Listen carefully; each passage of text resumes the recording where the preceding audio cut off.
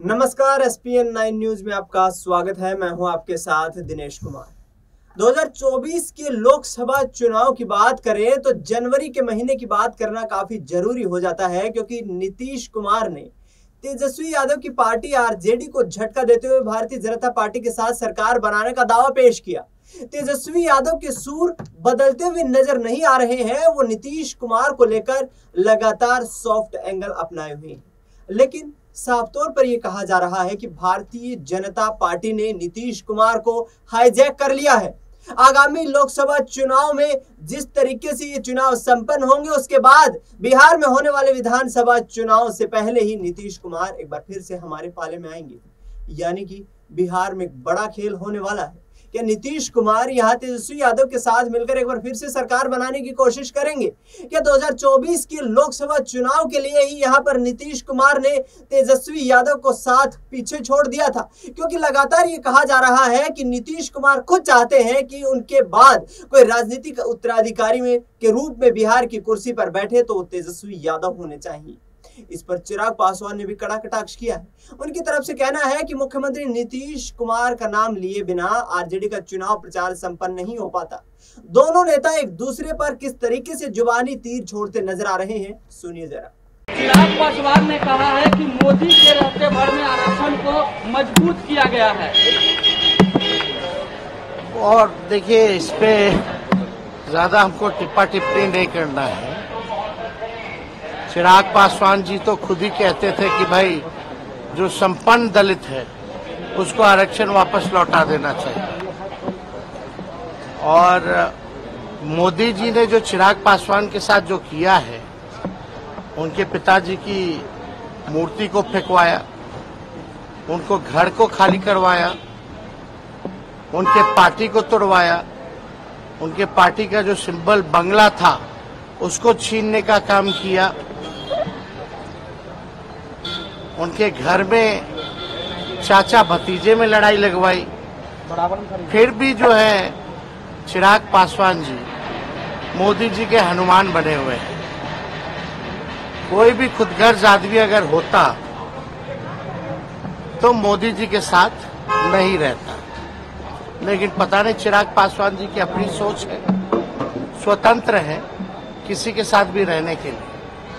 लेकिन आरक्षण के बारे में चिराग पासवान जी को थोड़ी सी भी जानकारी नहीं है, और ना ही आरएसएस के बारे में उनको इतिहास की जानकारी है। थोड़ा आरएसएस के बारे में जानकारी प्राप्त कर लेनी चाहिए, और जानकारी उनको तभी प्राप्ति हो सकती है जब अपने पिताजी का, रामविलास जी जो हम सबों के नेता थे, उनके भाषणों को वो सुने। उनका भाषण जो है रामविलास पासवान जी का, चिराग पासवान जी पहले सुने, समझे। उनके पिताजी ने कई बार ये बात कही कि बीजेपी आरक्षण को समाप्त करना चाहती, दंगाई पार्टी है। इसके कारण उन्होंने केंद्रीय मंत्रिमंडल से इस्तीफा भी दिया था। तो ये सब लोग जानते हैं, लेकिन चिराग पासवान जी बेचारे नादान हैं, है ना। वो इधर उधर कोई भटका देता तो भटक जाते हैं। थोड़ी जानकारी ले करके बात करनी चाहिए। मोदी जी हैं तो आरक्षण पर खतरा है, मोदी जी हैं तो लोकतंत्र और संविधान पर खतरा है। ये यथार्थ है, सच्चाई। कान बंद कर करके नहीं रहना चाहिए, आंख बंद करके नहीं रहना चाहिए, आंख खोल के, कान खोल करके देखना चाहिए कि भाजपा के नेता, सांसद, कैंडिडेट बार बार इस बात को कह रहे हैं 400 पार लाओ और हम संविधान को बदलेंगे। लेकिन विजय चौधरी कह रहे हैं कि जो रामकृपाल यादव हैं वो ऐसे उम्मीदवार है कि लोगों को चिंता खून से हो रही है। विजय चौधरी, अरे कौन किसके बारे में क्या कहता है, हम सबके लट्ठे का लिए। बीजेपी के आप जनता ना मालिक है, मालिक तय करिए। मतलब उनको इस बात का एहसास है ना कि बिना हमारे मुख्यमंत्री के ये लोग चुनाव नहीं जीत सकते हैं। हमारे मुख्यमंत्री के नाम का इस्तेमाल चुनावी लाभ के लिए अगर तेजस्वी जी को करना पड़ रहा है तो ये दर्शाता है कि कितने असमर्थ हैं, कितने कमज़ोर हैं वो हमारे मुख्यमंत्री जी के बिना। आज जब वो उनके साथ गठबंधन में नहीं भी हैं, तब भी उनके नाम का इस्तेमाल करके भ्रम फैलाकर ये अपनी स्थिति को बेहतर करने का प्रयास कर रहे हैं। गया वो ज़माना जब बिहार के लोगों को इस तरीके से बहला फुसला कर ये लोग उलझा लेते थे। आज की तारीख में बिहार की जनता इतनी जागरूक है, इतनी जानकार है कि वो आपकी मंशा को भली भांति भाग सकती है। जनता जानती है कि कितना मजबूत हम लोगों का एनडीए गठबंधन है। जनता अच्छी तरीके से जानती है कि कैसे पूरा एनडीए हम लोग एक साथ हम लोग प्रचार में हम लोग उतरे हुए हैं। वहीं इंडिया अलायंस के इन लोगों के गठबंधन में बता दीजिए एकता कहाँ है। बिहार में आज 5वें चरण का चुनाव अब करीब है, 5वां चरण होने को आया है।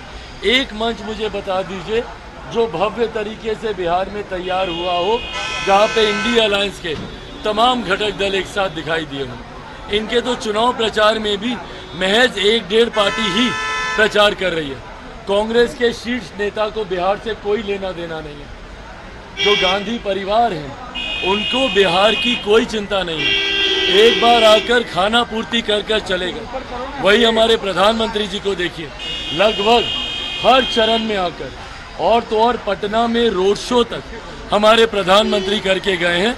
हमारे गठबंधन की एकता हमारी ताकत है और ये बिखरा हुआ विपक्ष ही इन लोगों को ऐसे बयान देने के लिए मजबूर करते हैं। है कि चुनाव के बाद राहुल गांधी और सोनिया गांधी देश छोड़कर भागने वाले हैं और 400 का जो आंकड़ा है वो भी पार होगा।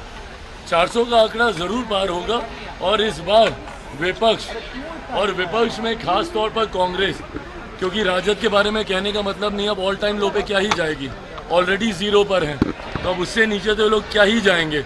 बट कांग्रेस को आप देखिएगा, कांग्रेस ऑल टाइम लो पर इस बार जाएगी। तो सुना आपने, यहाँ तेजस्वी यादव की बात करें या फिर चिराग पासवान की, दोनों एक दूसरे को घेरते हुए नजर आ रहे हैं। मालूम हो कि तेजस्वी यादव इस वक्त बिहार के बड़े राजनेता के तौर पर उभर कर सामने आ रहे हैं, जबकि दूसरी तरफ बात करें तो एनडीए खेमे से 5 लोकसभा सीटें मिलने के बाद प्रधानमंत्री नरेंद्र मोदी की तारीफों के कसीदे पढ़ते हुए नजर आ रहे हैं चिराग पासवान। लगातार ये कहा जा रहा है कि एनडीए गठबंधन एक बार फिर से बिहार में परचम लहरा पाएगा। अब देखना ये होगा कि आखिरकार एनडीए की गाड़ी क्या 40 की 40 सीटों पर यहां जीत दर्ज कर पाती है, या जो बिहार में आरजेडी सबसे बड़े राजनीतिक दल के रूप में लोकसभा का चुनाव लड़ रही है, क्या तेजस्वी यादव इस बार कोई बड़ा खेल करते नजर आएंगे? क्योंकि परिवार के सदस्य भी सारण और पाटलिपुत्र लोकसभा सीट से चुनावी मैदान में उतर चुके हैं। लालू यादव का कहना है कि पिछले 20 सालों में बीजेपी और नरेंद्र मोदी हमारे पीछे लगे हुए हैं, लेकिन कुछ कर नहीं पाए। बिहार के लोगों का जन समर्थन हमें प्राप्त है और आने वाले चुनाव में हम बिहार में सरकार बनाने का काम करेंगे। फिलहाल इस खास कार्यक्रम में इतना ही। देश दुनिया की तमाम बड़ी खबरों के लिए आप देखते रहिए SPN9 न्यूज।